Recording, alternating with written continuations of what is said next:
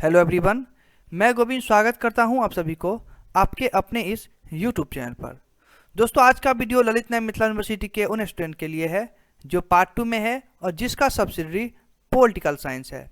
दोस्तों, political science subsidiary से related 50 प्रश्नों का रिवीजन और साथ में मॉक टेस्ट हम इस वीडियो में करने वाले हैं।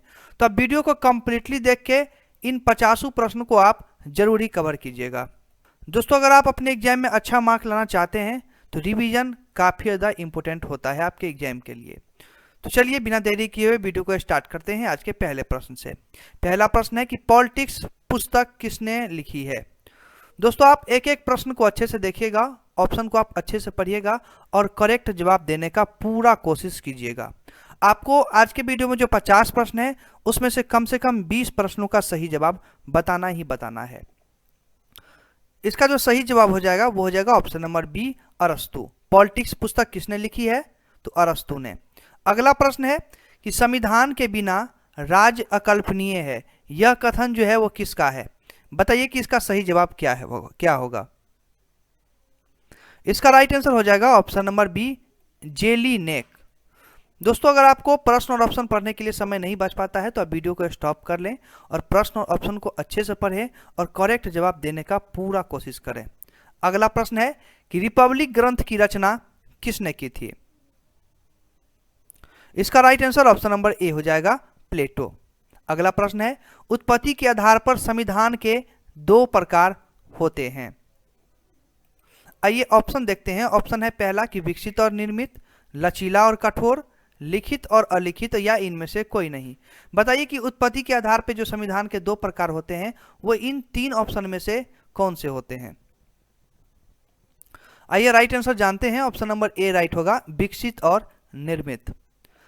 आप सभी प्रश्नों का रिवीजन अच्छे से करते चले जाइएगा। अगला प्रश्न है कि एक संविधान राज्य को प्रदान करता है। इसका सही जवाब ए हो जाएगा, संवैधानिक। अगला प्रश्न है कि विकसित संविधान का एकमात्र श्रेष्ठ उदाहरण है। तो विकसित संविधान का जो एकमात्र श्रेष्ठ उदाहरण है वो कौन सा है तो वो ब्रिटेन देश है। ऑप्शन नंबर सी करेक्ट होगा। अगला प्रश्न है कि किस देश का संविधान अधिकांशतः परंपराओं पर आधारित है। राइट आंसर हो जाएगा दोस्तों ऑप्शन नंबर डी, ब्रिटेन। अगला प्रश्न है कि यह कथन किस लेखक का है कि लिखित और अलिखित संविधानों में केवल मात्रा का अंतर है, प्रकार का नहीं। अगर आपने प्रश्न और ऑप्शन को अच्छे से देख लिया है तो मैं बता दूं कि इसका right answer option number A हो जाएगा, गार्नर। अगला प्रश्न देखते हैं। अगला प्रश्न है 10 नंबर का कि एक अलिखित संविधान निम्न पर आधारित होता है। एक अलिखित संविधान जो होता है वो किन पे आधारित होता है। आइए ऑप्शन देख लेते हैं। पहला है रीतियों व रिवाजों पर, दूसरा है न्यायिक निर्णयों पर और तीसरा ऑप्शन है समय समय पर निर्मित विधानों पर और चौथा ऑप्शन है उपरोक्त सभी। बताइए कि इसका सही जवाब क्या होगा। आइए इसका सही जवाब जानते हैं। ऑप्शन नंबर ए बिल्कुल करेक्ट होगा इसका, रीतियों व रिवाजों पर। अगला प्रश्न देखते हैं। अगला प्रश्न है कि संविधान संविधानवादी की गारंटी नहीं है, यह सत्य है या फिर असत्य है। इसका सही जवाब हो जाएगा सत्य। यह सत्य है कि संविधान संविधानवाद की गारंटी नहीं है, यह सत्य होगा। अगला प्रश्न देखते हैं। अगला प्रश्न है कि संविधानवाद का कौन सा लक्षण नहीं है। ये ऑप्शन देख लीजिए, 4 ऑप्शन है नीचे, ऑप्शन को अच्छे से पढ़िए और करेक्ट जवाब ढूंढिए कि इसका क्या होगा। राइट आंसर इसका डी हो जाएगा, समाजवादी विचारधारा पर आधारित अवधारण। ये संविधानवाद का ये कौन सा लक्षण नहीं है तो ये लक्षण है ए बी सी जो है, ये तीनों लक्षण है संविधानवाद का। और ये जो है ऑप्शन नंबर डी, समाजवादी विचारधारा पर आधारित अवधारणा, ये इसके लक्षण नहीं है। अगला प्रश्न देखते हैं। अगला प्रश्न है कि कौन सा पाश्चात्य विचारक राजनीतिक चिंतन में संविधानवाद का जनक था। इस प्रश्न का जो सही जवाब हो जाएगा वो हो जाएगा ऑप्शन नंबर बी, अरस्तु। अगला प्रश्न है कि पश्चात्य संविधानवाद का दार्शनिक आधार है। पश्चात्य संविधानवाद का दार्शनिक आधार है। ऑप्शन देखिए, करेक्ट जवाब ढूंढिए कि क्या होगा। Right answer option number A हो जाएगा, सामाजिक तथा आर्थिक न्याय। दोस्तों आज के वीडियो में 50 प्रश्नों का रिवीजन और मॉक टेस्ट करेंगे। उसमें से आपको कम से कम 20 प्रश्नों का सही जवाब बताना ही बताना है और वीडियो के लास्ट में आपको कमेंट सेक्शन में बताना है कि आपने कितने प्रश्न का सही जवाब दिया है। अगला प्रश्न है 15 नंबर का कि संविधानवाद होता है। तो संविधानवाद जो है गतिशील होता है, अस्थायी, कठोर या फिर अपरिवर्तनशील होता है। बताइए कि इन चारों में से कौन सा राइट आंसर होगा। राइट आंसर दोस्तों ऑप्शन नंबर ए हो जाएगा। संविधानवाद जो है वो गतिशील होता है। इसके बाद हम राजनीतिक दल और दल व्यवस्था से रिलेटेड प्रश्नों को कवर करेंगे, तो आप अच्छे से सभी प्रश्नों को देखिएगा। अगर आप अपने एग्जाम में अच्छा मार्क लाना चाहते हैं तो इन सभी प्रश्नों को अच्छे से जरूर देखिए, सभी प्रश्नों का रिवीजन और मॉक टेस्ट जरूर कीजिए। अगला प्रश्न है कि निम्नलिखित में से किस देश की शासन प्रणाली एकात्मक है। बताइए कि इसका करेक्ट जवाब क्या होगा। इसका right answer option number A हो जाएगा, ब्रिटेन। अगला प्रश्न है कि एक दलीय प्रणाली किस सरकार में पाई जाती है। इसका right answer option number A हो जाएगा, तानाशाही। यानी एक दलीय प्रणाली जो है वो तानाशाही सरकार में पाई जाती है। अगला प्रश्न है कि लोकतंत्रात्मक सरकार के लिए कौन सी दलीय व्यवस्था सर्वोत्तम मानी जाती है। प्रश्न और ऑप्शन को अच्छे से देखिए और करेक्ट जवाब बताने का पूरा कोशिश कीजिए। इसका जो राइट आंसर हो जाएगा वो हो जाएगा ऑप्शन नंबर बी, द्विदलीय प्रणाली। अगला प्रश्न है कि अमेरिका में कौन सी दलीय प्रणाली पाई जाती है। यानी अमेरिका में कौन सी दलीय प्रणाली पाई जाती है। इसका राइट आंसर बी हो जाएगा, द्विदलीय। अगला प्रश्न देखते हैं। अगला प्रश्न है कि जनता और शासन के बीच कड़ी का कार्य करता है। राइट आंसर सी हो जाएगा, सरकार का प्रमुख। ये जनता और शासन के बीच कड़ी का कार्य करता है। अगला प्रश्न है कि संयुक्त राज्य अमेरिका की दो प्रमुख राजनीतिक पार्टी कौन सी है। तो संयुक्त राज्य अमेरिका की जो दो प्रमुख राजनीतिक पार्टी है वो है आपको रिपब्लिकन पार्टी व Democratic party. Option number C correct होगा। अगला प्रश्न है 7 नंबर का, अच्छे से देखिएगा। प्रश्न है कि हित समूह और राजनीतिक संगठन है। हित समूह और राजनीतिक संगठन है, तो बताइए ये क्या है, सत्य होगा या असत्य होगा। इसका सही जवाब सत्य असत्य में देना है इसका जवाब। तो ये जो है हित समूह और राजनीतिक संगठन है, ये जो है सत्य है। 8वां नंबर का प्रश्न है कि निम्न में से कौन सा कार्य राजनीतिक दल नहीं करता है। ऑप्शन देख लीजिए, ये 4 ऑप्शन है, वो ए बी सी डी। बताइए कि क्या सही जवाब होगा। इसका जो राइट आंसर हो जाएगा वो हो जाएगा ऑप्शन नंबर सी, कानूनों का निर्माण। आगे हम हित समूह से रिलेटेड सभी प्रश्नों को कवर करेंगे, तो आप इस टॉपिक से रिलेटेड भी सभी प्रश्नों को अच्छे से कवर कीजिए, एग्जाम में पूछे जाते हैं। देखिए पहला प्रश्न है कि निम्नलिखित में कौन सी दबाव समूह की विशेषता नहीं है। इसका सही जवाब ऑप्शन नंबर सी हो जाएगा, निश्चित कार्यकाल। अगला प्रश्न है कि श्रमिक संघ किस प्रकार का हित या दबाव समूह है। इसका right answer option number C हो जाएगा, उप साहचर्य हित समूह। अगला प्रश्न है निम्न में से भारत में दबाव समूहों की कौन सी विशेषता नहीं है। आप ऑप्शन को अच्छे से देखिए और करेक्ट जवाब ढूंढने का पूरा कोशिश कीजिए। इसका सही जवाब ऑप्शन नंबर डी हो जाएगा, सार्वजनिक नीति निर्माण पर प्रभाव। अगला प्रश्न है कि वर्तमान में दबाव और हित समूह को, अब इसके बाद आपको ऑप्शन देखना है। पहला है अनैतिक मानते हैं, दूसरा है बी लोकतंत्र का सहयोगी मानते हैं, सी है घृणा करते हैं और डी है हे दृष्टि से देखते हैं। तो वर्तमान में दबाव और हित समूह को मतलब किस दृष्टि से देखते हैं, बताइए इसका सही जवाब क्या होगा। राइट आंसर बी हो जाएगा, लोकतंत्र का सहयोगी मानते हैं। वर्तमान में दबाव और हित समूह को लोकतंत्र का सहयोगी मानते हैं, याद रखिएगा। अगला प्रश्न है कि निम्न में से कौन हित समूह नहीं है। तो इसका सही जवाब डी हो जाएगा, भारतीय राष्ट्रीय कांग्रेस। ये जो है निम्न में से हित समूह नहीं है। अगला प्रश्न है इन्हें अज्ञात साम्राज्य कहा गया है। ये 4 ऑप्शन है, बताइए कि इनमें से किसे अज्ञात साम्राज्य कहा गया है। तो right answer option number B हो जाएगा, दबाव समूह। इसके बाद हम महिलाएं और उनकी राजनीतिक प्रक्रिया, इससे रिलेटेड प्रश्नों को कवर करेंगे, तो आप इस टॉपिक से रिलेटेड प्रश्नों को भी आप अच्छे से जरूर देखिए। अगला प्रश्न देखते हैं, पहला नंबर का प्रश्न है कि साबरमती आश्रय से दांडी के बीच सरोजिनी नायडू के नेतृत्व में कितनी, यहाँ पे होगा स्त्रियों, कितनी स्त्रियों ने गांधी जी की शक्ति को बल दिया?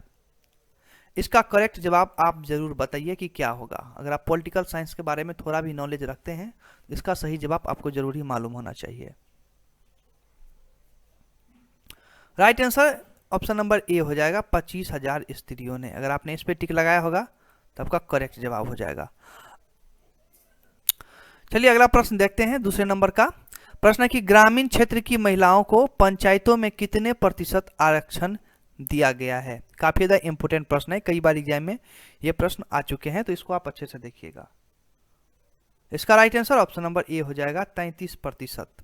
अगला प्रश्न है कि राजनीतिक में सक्रिय स्त्री प्रवेश के अवरोधक तत्व हैं। राइट आंसर इसका डी हो जाएगा, उपयुक्त सभी ऑप्शन को देख लीजिए अच्छे से। अगला प्रश्न है कि भारत की प्रथम महिला राज्यपाल बनने का श्रेय किसे प्राप्त है? तो भारत में जो प्रथम महिला राज्यपाल बनने का श्रेय है वो प्राप्त है श्रीमती सरोजिनी नायडू को। किसे? तो सरोजिनी नायडू को। ऑप्शन नंबर बी करेक्ट होगा। अगला प्रश्न है कि एक साथ 2 देशों की राजदूत रहने वाली प्रथम महिला कौन थी? इसका right answer option number C हो जाएगा, श्रीमती विजय लक्ष्मी पंडित। अगला प्रश्न है कि संयुक्त राष्ट्र संघ की प्रथम महिला अध्यक्ष कौन थी? राइट आंसर बी हो जाएगा, श्रीमती विजय लक्ष्मी पंडित। इसके बाद हम तुलनात्मक राजनीति की प्रकृति, इससे रिलेटेड प्रश्नों को कवर करेंगे, तो आप इन सभी प्रश्नों को भी आप जरूर देखिएगा। दोस्तों टोटल हम 50 प्रश्नों को यहाँ पे कवर करने वाले हैं, रिवीजन के साथ साथ मॉक टेस्ट करेंगे, टोटल 50 प्रश्नों का। चलिए देखते हैं इससे रिलेटेड प्रश्नों को। प्रश्न है कि किसने कहा कि तुलनात्मक सरकारों का अध्ययन प्राचीनता अत्यंत कठोर और अत्यधिक महत्वपूर्ण है तथा प्रारंभ से ही मनुष्य के ध्यान का यह आकर्षण केंद्र रहा है? आप इस प्रश्न को अच्छे से देखिए और ऑप्शन को अच्छे से देखिए, वीडियो को स्टॉप कर लीजिए और करेक्ट जवाब बताइए कि क्या होगा इसका। चलिए आप प्रश्न ऑप्शन को अच्छे से देख लिया है, तो मैं बता दूं इसका right answer option number B हो जाएगा, जीन ब्लॉन्डेल। अगला प्रश्न है कि राजनीति का उद्देश्य सामाजिक अभियंत्रण किसने माना? आइए इसका सही जवाब जानते हैं।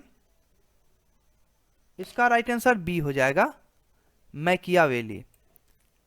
अगला प्रश्न है कि तुलनात्मक राजनीति के क्षेत्र में विकास हुआ, तो आप ऑप्शन यहां पे देख लीजिए, प्रथम विश्व युद्ध के पूर्व, द्वितीय विश्व युद्ध के पश्चात, प्रथम विश्व युद्ध के पश्चात या फिर शीत युद्ध काल में। तो ये 4 ऑप्शन है, क्या होगा करेक्ट जवाब आपको बताना है। 20 का राइट आंसर हो जाएगा, द्वितीय विश्व युद्ध के पश्चात तुलनात्मक राजनीतिक क्षेत्र के में विकास हुआ।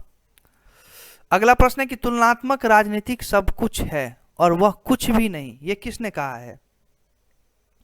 तो ये कहा है आपको जीके रॉबर्ट्स ने। ऑप्शन नंबर ए करेक्ट हो जाएगा। अब हम यहाँ पे राजनीतिक व्यवस्था और प्रक्रिया से रिलेटेड प्रश्नों को कवर करेंगे, तो इसको भी आप अच्छे से जरूर ही देखिएगा। पहला प्रश्न है कि राजनीति को अस्पष्टतः व्यवस्था के रूप में किसने विश्लेषित किया? तो आइए इसका सही जवाब जानते हैं। सही जवाब ऑप्शन नंबर ए हो जाएगा, डेविड ईस्टन। अगला प्रश्न है कि किसके अनुसार राजनीतिक व्यवस्था का प्रमुख कार्य सामाजिक साधना की अधिकारता गतिशीलता है? प्रश्न को अगर आपने अच्छे से देख लिया है तो मैं बता दूं कि इसका सही जवाब ऑप्शन नंबर सी हो जाएगा, मिचेल। अगला प्रश्न है कि राजनीतिक व्यवस्था को सत्ता, कानून और अधिकार किसने कहा है? तो राजनीतिक व्यवस्था को सत्ता, कानून और अधिकार जो कहा है वो कहा है आपको रॉबर्ट ने, रॉबर्ट ए डॉल ने। ऑप्शन नंबर ए करेक्ट होगा। अगला प्रश्न है कि डेविड ईस्टन के निवेश निर्गत मॉडल को, प्रश्न आप अच्छे से देखिए, कह रहा है कि डेविड ईस्टन के निवेश निर्गत मॉडल को संरचनात्मक प्रकारात्मक दृष्टिकोण के तुलनात्मक अध्ययन में प्रयोग हेतु किसने स्वीकार किया? आप अच्छे से पढ़िए, वीडियो को स्टॉप करके प्रश्न को और ऑप्शन को, और करेक्ट जवाब ढूंढिए क्या होगा। इसका जो सही जवाब हो जाएगा वो हो जाएगा ऑप्शन नंबर सी हो जाएगा, मिस फॉलेट। माफ कीजिएगा, आमंड ऑफ पॉवेल इसका राइट आंसर होगा। अगला प्रश्न देखते हैं। अगला प्रश्न है कि व्यवस्थापन के स्थान पर नियम निर्माण का प्रयोग किसने किया। व्यवस्थापन के स्थान पर नियम निर्माण का प्रयोग किसने किया। इसका सही जवाब ए ही हो जाएगा, आमंड तथा पॉवेल। अगला प्रश्न है कि निवेश निर्गत सिद्धांत का प्रतिपादन किसने किया। निवेश निर्गत सिद्धांत का जो प्रतिपादन किया था वो किसने किया था। तो इसका सही जवाब जाएगा ऑप्शन नंबर बी पे, डेविड ईस्टन। अगला प्रश्न देखते हैं। अगला प्रश्न है कि तुलनात्मक राजनीति में सरकार के तीनों अंगों के कार्यों को नियम निर्माण, नियम कार्यान्वयन और नियम अधीर निर्णय के रूप में रखने का प्रमुख श्रेय किसे है। इसका सही जवाब ऑप्शन नंबर ए हो जाएगा, जी ए आमंड।